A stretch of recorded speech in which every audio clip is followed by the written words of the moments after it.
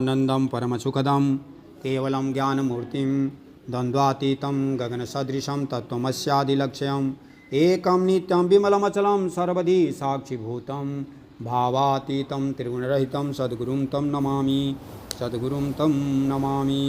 स गुरु को मानुष जानते ते नर कहिए अंध होए दुखी संसार में आगे हम के फंद। गुरु नारायण रूप हैं गुरु ज्ञान के घाट, गुरु के वचन प्रताप सो मन के मिटे उचाट, मन के मिटे उचाट। प्रेम से सुखदेव भगवान की जय।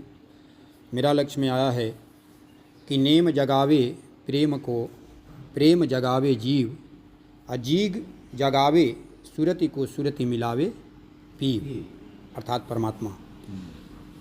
नेम जगावे प्रेम को, यानी कि जब हम नियम में रहते हैं, समय सारणी बना करके रहते हैं, तो प्रेम जागृत होता है। इसलिए कि जीवन बिखरा हुआ है। किसी भी चीज़ को प्राप्त करने के लिए, किसी भी कार्य में सफल होने के लिए आप देखे होंगे कि समय सारणी बनाना पड़ता है, समय सारणी के अनुसार रहना पड़ता है। और महाराज भाष्य में भी आया है कि जो समय का हत्यारा है वो ब्रह्म हत्यारा है। यानी कि समय पर हर कार्य जब हमारा होता है, हम समय सारणी बना करके चलते हैं, तो हमारा जो प्रेम है, प्रेम प्रकट होता है। यानी कि जो प्रेम नहीं होने से हम अज्ञान में प्रतिष्ठित होकर के और हमारी स्मृति जो है बिखरी हुई रहती है। प्रेम परमात्मा से होता है। जब प्रेम प्रकट होता है तो परमात्मा रूप देखते हैं। सारी सृष्टि जो किसी को पुत्र, किसी को पिता, किसी को पत्नी, किसी को माता इत्यादि के रूप में जो देख रहे थे, तो उसमें जब प्रेम प्रकट होता है तो सब में भगवान के अंश ही सभी दिखाई देते हैं। और जब भगवान के अंश दिखाई देते हैं तो प्रेम जगावे जीव। फिर जीव जो है अज्ञान में हमेशा प्रतिष्ठित होकर के जीवन जी रहा था, तो उसके पास जिज्ञासा प्रकट होती है कि मैं कौन हूँ, मैं क्या हूँ, मेरा जीवन का उद्देश्य क्या है। पशु में और मनुष्य में अंतर क्या है? पशु में पशुता है तो पशु कहलाता है, और मनुष्य में मनुष्यता है तब वो मनुष्य कहलाता है। यदि दोनों के आचार विचार व्यवहार में कोई अंतर नहीं है तो मनुष्य होते हुए भी हम पशु के ही श्रेणी में हैं, पक्षी के ही श्रेणी में हैं। हम यदि तुलनात्मक अध्ययन करें तो आप पक्षी को भी देखेंगे कि सूर्यास्त होते ही वह अपना जो उसका घर होता है उसमें वो चला जाता है, और सूर्योदय के समय ही वो चहल पहल, यानी कि अपने जो उसकी आवाज़ होती है उसी आवाज़ में वो बोलना शुरू कर देता है। जो भी उसको परमात्मा ने जो आवाज़ दिया है उसी में वो गुनगुनाने लगता है। यानी कि उसका सोना भी समय से होता है और जागना भी समय से होता है। और जो खाना है, जिसके लिए जो परमात्मा ने नियत कर दिया है, जैसे हिरण हैं, गाय हैं, भैंस है, हाथी है इत्यादि, ये सब शाकाहारी हैं। इनको यदि वो नहीं मिले तो भले मर जाएंगे, लेकिन वे उसके अलावा कुछ अपवित्र चीज़ों को नहीं खाएंगे। वैसे ही जो मांसाहारी है, जैसे शेर मांसाहारी है तो मांस ही खाएगा, वो मर जाएगा लेकिन वो घास नहीं खाएगा। तो जिसके लिए जो नियत कर दिया गया है वह उसी धर्म में प्रतिष्ठित रहता है। पशु पक्षी आप देखिए, इतना तक कि पशु पक्षी संयम में भी रहते हैं। एक जिसको हम कुत्ता, बिल्ली या जो भी हाथी, घोड़ा, शेर इत्यादि कहते हैं, उनका एक ऋतु काल होता है, ऋतु होता है, उसी में उनका आपस में संबंध होता है और उसी में वो फिर प्रजनन क्रिया होती है। इसके बाद वो साथ में ही रहते हैं, पूरी साल भर साथ में रहते हैं, लेकिन निर्विषय रहते हैं, किसी प्रकार का उनमें आपस में इस दृष्टि से जो है संयोग नहीं होता है। कितना संयम बरतते हैं। तो संयम की बात सबके लिए है, और जब पशु पक्षी इस प्रकार के नियम को धारण करते हैं तो मनुष्य को कितना धारण करना चाहिए, इस पर हम विचार कर सकते हैं। जैसे हम लोग ब्रह्मचर्य आश्रम में हैं, संन्यास आश्रम में हैं, तो हम लोगों का ब्रह्मचर्य क्या होता है, नींव होता है, अहिंसा नींव है।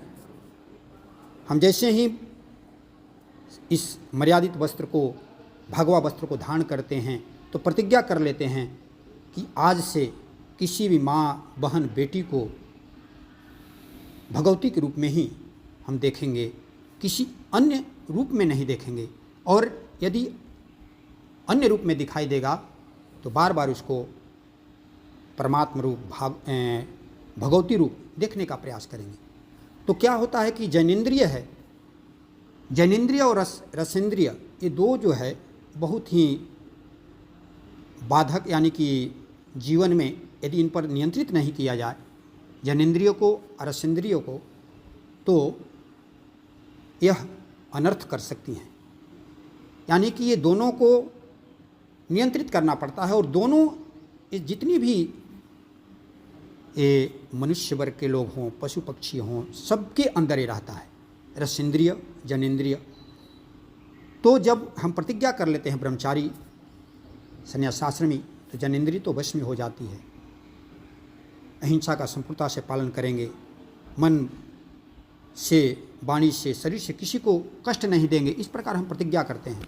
वैसे ही गृहस्थ आश्रम के लिए भी नियम है। ऐसा नहीं है कि हम परिवार वाले हैं तो भोग विलास के ही जीवन जिए, इसलिए कि जब हमारा जो वीर्य है, एक शक्ति है, एक वह ऊर्जा है, एक तेज है, ओज है, यदि वो उसका दुरुपयोग किया जाए तो मन चिड़चिड़ापन हो जाता है, मन स्थिर नहीं होता है, और जो शरीर में इस प्रकार की जो तेजस्वी होना चाहिए, जिसमें किसी प्रकार का आलस प्रमाद नहीं होना चाहिए, तो वो नहीं होता है। जो ब्रह्मचर्य का पालन करता है, जो संयम नियम से रहता है, तो हमेशा उसके शरीर में फुर्ती रहता है। आप देखिए पशु पक्षी भी, जिसको आप पशु पक्षी कहते हैं, आप कुत्ता को ही देखिए, कितना जो है करेंट रहता है उसके शरीर में, एकदम बिल्कुल प्रमाद नहीं करता है। तो ये क्या होता है कि संयम से शक्ति अर्जित होता है। यदि हम संयम नहीं रखते हैं तो हमारी शक्ति का ह्रास होता है। इसलिए संयम की, अब जब तक संयम नहीं होगा, भजन में मन क्यों नहीं लगता, इसलिए कि हम संयम से नहीं चलते हैं। हमारी इंद्रियां जो हैं बिखरी हुई हैं, नियम में नहीं है। हमारी सारी इंद्रियां जो है, आँख, नाक, कान, जिह्वा, त्वचा, जितनी भी ये इंद्रियां हैं, ये सब बिखरी हुई हैं। यानी कि बिखरने का मतलब कि जो नहीं देखना चाहिए उसको देखने में आ रहा है, जो नहीं सुनना चाहिए उसको सुनने में आ रहा है, जो नहीं खाना चाहिए उसको खाने में आ रहा है, जो नहीं गंध लेना चाहिए वो गंध लेने में आ रहा है। तो इस प्रकार की, जो नहीं सुनना चाहिए उसको सुनने में आ रहा है। तो ये बिखरी हुई होने से जो मन है वो बहिर्मुखता को लिए रहता है, बहिर्मुखता बनी रहती है। तो बहिर्मुखता जब रहेगी तो भजन तो अंतर्मुखता का विषय है, तो बहिर्मुखता रहेगी तो भजन कैसे होगा, भजन होगा ही नहीं। इसलिए जो हम ब्रह्मचारी सन्यासी होते हैं वे तो रसेंद्रिय और जनेंद्रिय को वश में करते हैं। और मैंने देखा है रसेंद्रिय जो है कि बहुत, रसेंद्रिय के लिए हम बहुत यत्न करते हैं, और रसयुक्त पदार्थ खाने को मिले इसके लिए हम बहुत यत्न करते हैं। और बहुत मैंने देखा है साधकों को कि वो, यानी कि कहते तो हैं कि मैं संयम की दृष्टि से अलग बनाता हूँ, चाहे बना रहा हूँ, लेकिन उसमें संयम बहाना रहता है और स्वाद प्रधान रहता है। और स्वाद की दृष्टि से वो बनाते हैं, जब खाते हैं तो ये भी मैंने देखा है कि जो संयम का बहाना बना करके स्वाद की दृष्टि से खाते हैं तो उनका शरीर सबसे पहले रोगी होता है। पहले वे वैद्य और डॉक्टरों के पास दौड़ते रहते हैं। तो ये रसेंद्रिय और जनेंद्रिय, इन दोनों को ब्रह्मचारी को तो वश में करना ही है, और जो गृहस्थाश्रमी साधक हैं, भक्त हैं, उनको भी वश में करना है, उनको भी माने उसको नियंत्रित करना है। तो जब हम नियम से चलते हैं, नियम जगावे प्रेम को, प्रेम जगावे जीव, और जीव जगावे सुरति को। जब जीव जग जाता है, यानी कि इंद्रियों को बहिर्मुख नहीं होने देता है, तो वहाँ उसकी आत्मस्मृति बनी रहती है, ब्रह्म स्मृति बनी रहती है, ब्रह्म दृष्टि बनी रहती है, ब्रह्म भाव बना रहता है। और जब इस प्रकार की दृष्टि, इस प्रकार का भाव बना रहता है, तब हम परमात्मा के पथ के पथिक हो जाते हैं। और परमात्मा के पथ के पथिक हो जाते हैं तो हमको वे आत्मस्मृति, आत्मभाव, आत्मदृष्टि परमात्मा से मिला देते हैं। यह एक प्रकार का क्रम दिया हुआ है, गीता घाट बाबा ने इसको क्रम दिया है कि नेम जगावे प्रेम को, प्रेम जगावे जीव, जीव जगावे सुरति को, सुरति मिलावे पीव। और जब हम परमात्मा से हमारा जब मिलन हो जाता है, परमात्मा का दर्शन हो जाता है, जब हमारे ये मनोमय पुरुष जो है, जो बहिर्मुख हो चुका है, जब इसको हम उपदेष्टा हो करके इसको अंतर्मुख कर लेते हैं और मनोमय पुरुष को भी हम ज्ञानमय कर देते हैं, तो मनुष्य जीवन सार्थक हो जाता है। मनुष्य जीवन जिसके लिए मिला है उसकी सार्थकता हो जाती है। आज गीता घाटेश्वर गीता में भी हम लोगों ने पाठ किया कि मनुष्य की सार्थकता इसी में है कि वह परमात्मा को प्राप्त कर ले। और मेरा लक्ष्य में भी आज आया है कि मनुष्य जन्म को करो सार्थक, मनुष्य जन्म को करो सार्थक, यही धर्म की नीति। मन का मैल छुड़ाया जिसने, तीनही बाजी जीती, तीनही बाजी जीती। यानी कि मन का मैल जिसने छुड़ा दिया और जो धर्म की नीति से चल करके स्वधर्म में प्रतिष्ठित होकर के और परमात्मा के को प्राप्त करने के लिए यत्न कर रहा है, चाहे परमात्मा को प्राप्त कर लिया, तो उसी की इस मनुष्य जीवन की सार्थकता है। तो इसके लिए साधक को, भक्त को और जो भी परमार्थ पथ के पथिक हैं, यानी कि परमात्मा के पथ के पथिक हैं, उनके इसके लिए यत्न करना चाहिए। इसी के साथ गुरुदेव के चरणों में वाणी को विराम। प्रेम से सुखदेव भगवान की जय। मन की आरती गावे प्रभु